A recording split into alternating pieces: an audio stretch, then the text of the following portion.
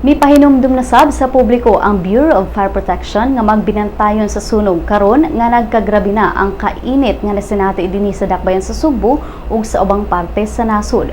Matud ni BFP Central Visayas Director Ismael Codilla nga mas nidaghan ang mga insidente sa sunog dinhi sa Sugbo tungod usab sa nagkainit nga temperatura.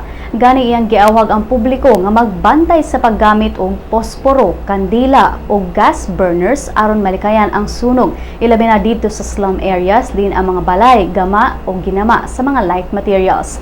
Matod sa BFP nga sa tuig 2015, adunay natala nga 1,246 ka mga insidente sa sunog.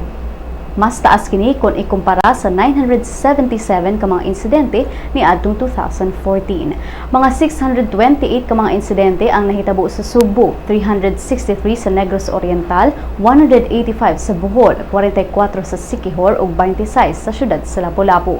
Ang danyos niini mga insidente miabot og 99 million pesos. Tungod niini gipakusgan sa BFP ang ilang Fire Prevention Awareness Campaign ato sa pagselebrar sa Fire Prevention Month ug padayon ang ilang inspeksyon sa mga establishmento dinhi sa Sugbo aron malikayan ang sunog. Matod ni Codilla, ang Fire Prevention Month magsugod na usab karong buwan sa Marso.